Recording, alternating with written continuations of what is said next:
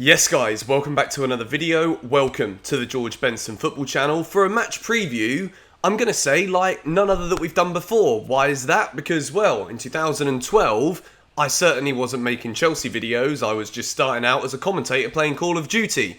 Today, on this channel, is the first time ever that we can introduce a match in the Club World Cup. The final trophy that Chelsea need to win before... I've said this 3 times already in the last week. When we sing that we've won it all, if we win this competition, not only do those words just have that little bit much more substance, because anyone who wants to just go and contradict it for the sake of just being an arse can't really do so, because if we win the Club World Cup, then the trophy cabinet is complete. We've got no manager on the sidelines tonight. Thomas Tuchel is still in the UK. He's had COVID. We wish him a speedy recovery. And Chelsea go into this as massive favourites for the competition.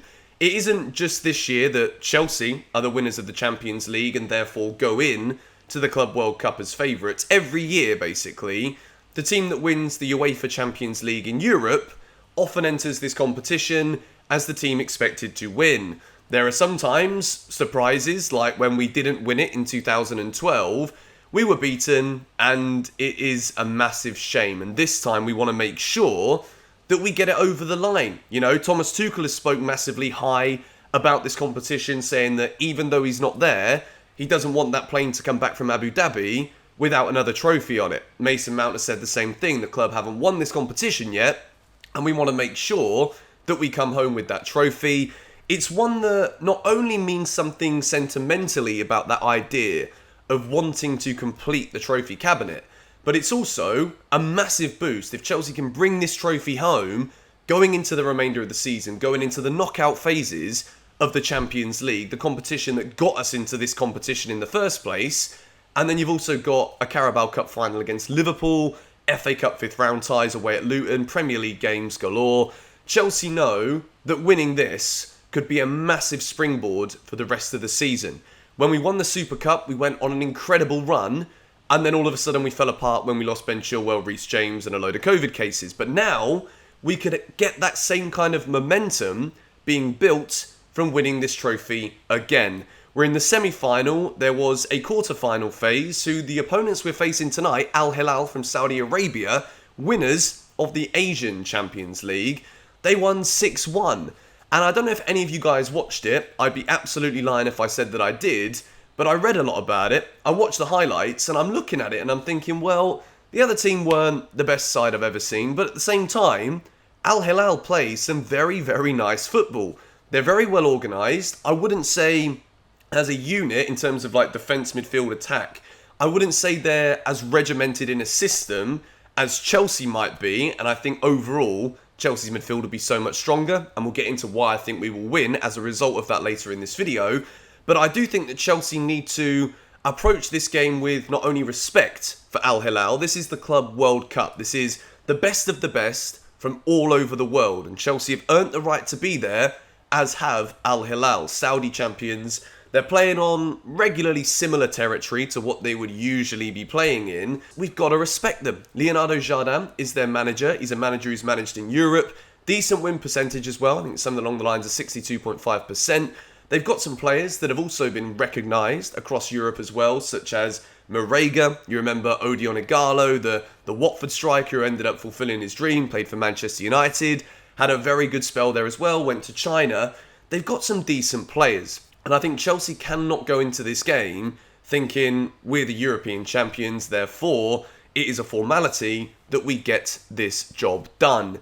The semi-final is on tonight. I'm absolutely buzzing for it, and I absolutely hope that we can get ourselves into that final at the weekend and bring home yet another trophy. Thomas Tuchel there or not, Reece James has been confirmed that he will not be featuring in the tournament. Chelsea's assistant manager basically confirmed that in the press conference yesterday. But without any further ado, we are going to begin building my Chelsea team that I think is going to win.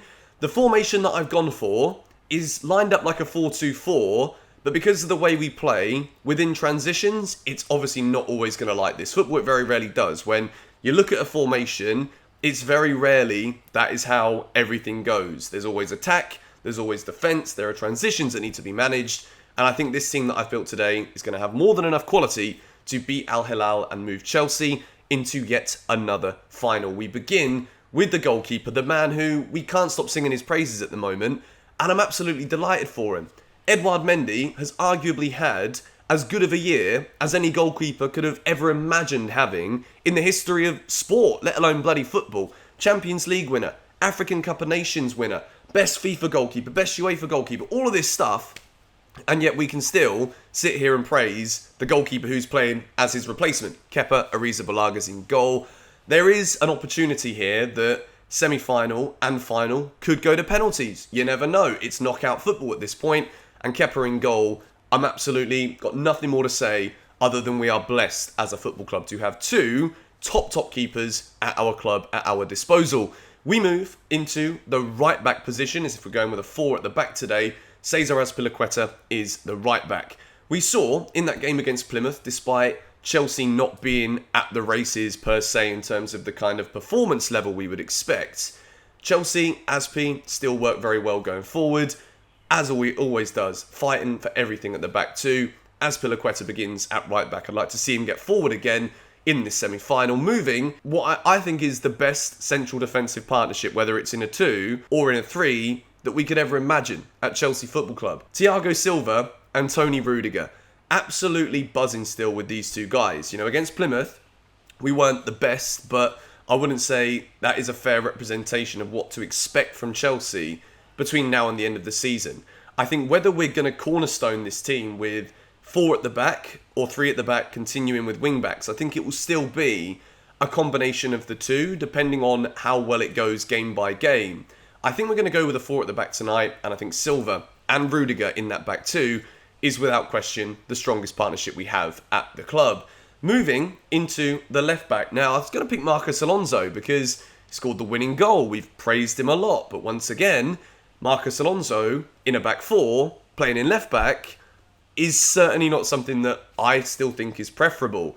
And I think as much as Chelsea are going to go out and field the strongest team that we can to bring this trophy home, I still think, especially in this position, Thomas Tuchel's going to keep looking at Malang Sarr in the left-back position. I think we can be absolutely delighted this season with how Malang Sarr has stepped up. More often than not, he's put in a solid performance. Yes, he gave away the penalty against Plymouth, but I still think he's showing that he's more than good enough to be trusted in whatever role he's being given, whether it's in the back 3, at left-back.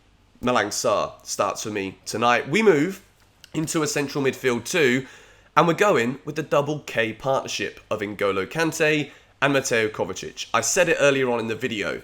I think the one thing that we do know about Al Hilal is that in terms of how they transition between defence, midfield and attack, it isn't as cohesive as a structured unit as what we see from Chelsea, not only with strength, but in terms of unpredictability that Chelsea can have as a result of having so many various options to play in different positions. So, obviously in a game like this, there are always going to be players who miss out, and unfortunately, as a result of me going with Kante and Kova, Mason Mount misses out from my starting 11 today. I was going to play him on the left, but I've decided to go with the wingers, Hakim Ziyech on the right, who is in the best form of his Chelsea career so far, and Callum Hudson-Odoi on that left-hand side. It was a big question for me whether I went with like a 4-3-3, but when we move into the strikers that you guys are going to see now, I've gone with 2, even though it's a bit hypocritical of me because I made it quite clear, if you saw the 6 Things We Learnt video from the win against Plymouth, I made it clear that I wanted Lukaku dropped from the team. But having done the video that I made straight after that, which was the news video where I spoke about Alexander Isak from Real Sociedad, I mentioned there that Lukaku's probably being played, even if this is just a hypothesis right now, even if Chelsea are going to try and sell Lukaku in the summer, that's why he's being played. He's being played to try and give Chelsea some valid reason to demand something close to the value that we spent on him in the summer. So for that reason again, it seems counterintuitive, but I've gone with Lukaku alongside Kai Havertz. Kai Havertz for me, whether we're talking about current form, meritocracies, whatever, Havertz deserves to start this game. Chelsea are only in this game tonight against Al Hilal in the semi-final of the Club World Cup because Kai Havertz put in a blinding performance in a final of the Champions League. I've been saying this for a while and I will say it again. Kai Havertz is a ticking time bomb at Chelsea. He's got all of the talent in the world, and I think he's only a run of games away and a bit of confidence away from exploding onto the Chelsea scene. And I think that is going to come as soon as he's given this next opportunity. And I hope that, having already won us the Champions League, I hope that he gets given a chance to start tonight, to feature heavily for Chelsea, to be a focal point in the team. He can be that player who Lukaku can lay it off to, which we know is Lukaku's style as a striker. And I want to see these two play together. Unfortunately, my nose is about to flood. My throat is still absolutely burning here. So, going to wrap this one up now. 6 Things We Learned is going to be out straight... Oh my God. I'm sorry, guys. 6 Things We Learned is going to be out straight after the game tonight. Hopefully, I mean, just depending on as many different variables as you can humanly imagine. But it is within my interest to post it. And my intention is to post it straight after the game. So stay tuned. Follow me on Twitter if you want to see the latest updates. I posted something over on Twitter yesterday that I don't really want to address too much in a video because I don't want to spend my time here defending myself or explaining myself based off of a few comments. So please follow me on Twitter. Go and check things out over there so that you're always up to date with whether videos will be out straight away or whether there will be a delay. Chelsea versus Al Hilal. Let's bring this Club World Cup back to West London. Come on, you Blues.